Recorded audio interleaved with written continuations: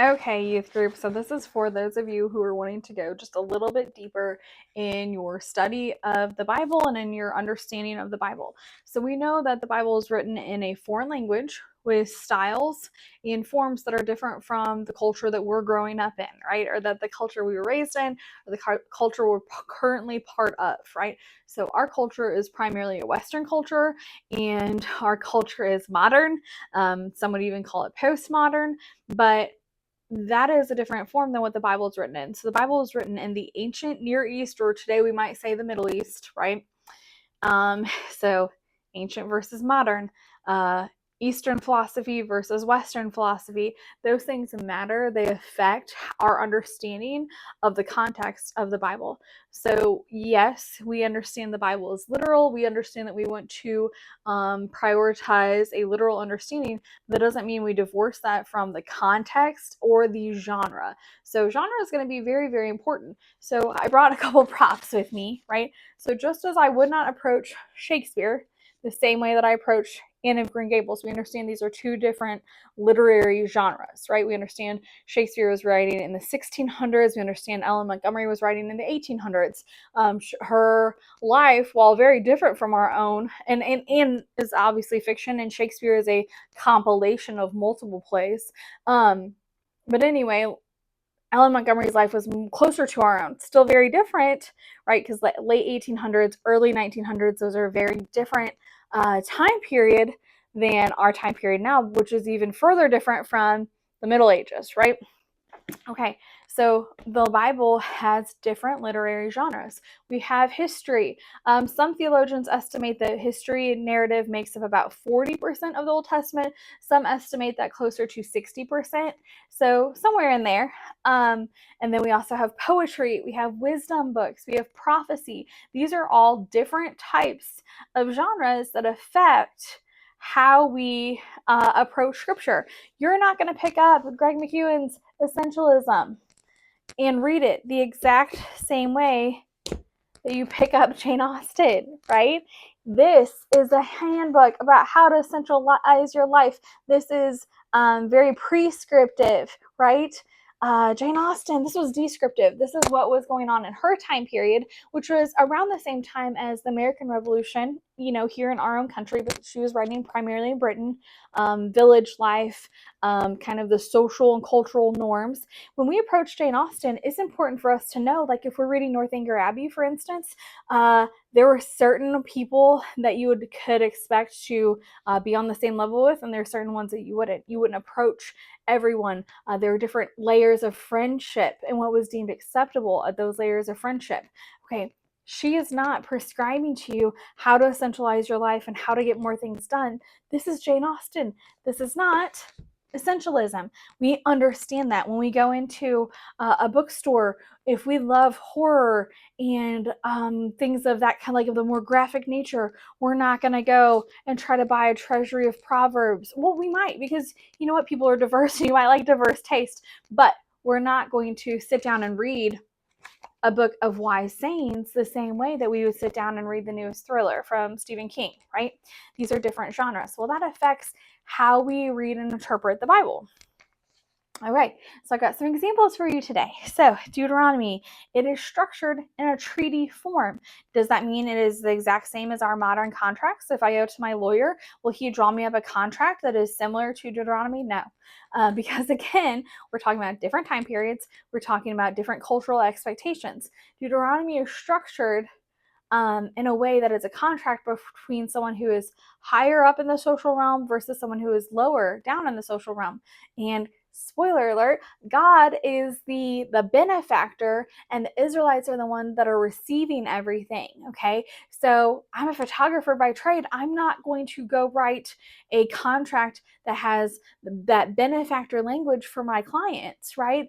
My clients and I were on even footing, and we are going to join together to form a contract that's a modern contract. Hopefully it will mutually benefit both of us. Hopefully I will do good work and I will go above and beyond their expectations, and hopefully they will pay me, right? That is a photography contract that is a similar idea to Deuteronomy, but it's not an exact replica of Deuteronomy. We can't exactly take okay, so I know that Deuteronomy is a literature form is a contract form, so I'm just going to take that and I'm going to rubber stamp that onto my modern Western understanding.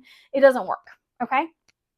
So our modern legal documents may hinder our proper understanding of that ancient literature contract, right? Another example of this is Ruth.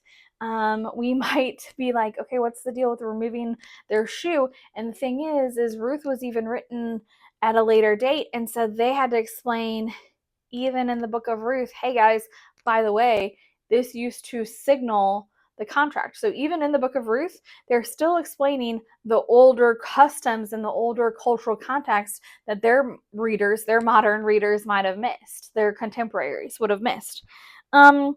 So we need to make sure we're approaching the Bible with the mindset of, okay, what book am I looking at? What genre is it? Where are there other examples of the same genre or different genre throughout Scripture? We cannot impose our Western modern view on the Bible, and we can't forget that the Bible has it's more of a library. If you grew up in the church, you've probably heard the Bible is a library of 66 books, because that's something that Sunday school teachers often proclaim, trying to get that idea into the younger generation of like, okay, it's not a novel that you pick up and read just start to finish. It is more of a library. And when you go into the library, you have that expectation, right? Of, okay, I'm going to read a biography, or I'm going to read a love story. I'm going to read these different things. The Bible is the same way. We approach it the same way. That's not to say that it's the exact same as a library, right? We can fall into that same problem of, oh, well, the Deuteronomy is a contract. Well, we can do the same thing. Well, the Bible is a library, so I can just kind of pick and choose. No, the Bible is like a library. That's an analogy. It is similar to a library in that there are many different authors, human authors, but it's also divinely inspired. So the Bible has this dimension of it's inspired by God, but it was written by human hand. And it has this overarching themes of redemption and love and grace. But then there are also other things in there that seem to contradict, but do not overall contradict the message overall. So these are different things that we have to consider as we are approaching the Bible. We need to understand each piece of literature that we're taking kind of on its own, right? So we might need to talk about rhetoric, and we might need to understand what a parable is, that it's not factual. We might need to understand that different authors are communicating with different styles. We might want to think about the fact that there are that Proverbs, that Hebrew poetry follows different styles. There is an emphasis, right? Like David has slain his thousands, or Saul has slain his thousands, and David his tens of thousands. When the number gets bigger or something is repeated, that is for emphasis. There are acrostics. I love a good acrostic, and Lamentations is an acrostic. We know that we can't approach like Song of Solomon the same we can as Matthew, right? Because Song of Solomon is a love poem. It is. It's kind of Hebrew erotica. And then Matthew, a lot of times, and see, early on, I understood the Gospels to be Jesus's biographies. They're not, actually. They are the stories of the life of Christ, but they're deeper than that, because they do have portions that are parable. They do have portions where they are quoting him directly. They have portions where they're detailing what happened.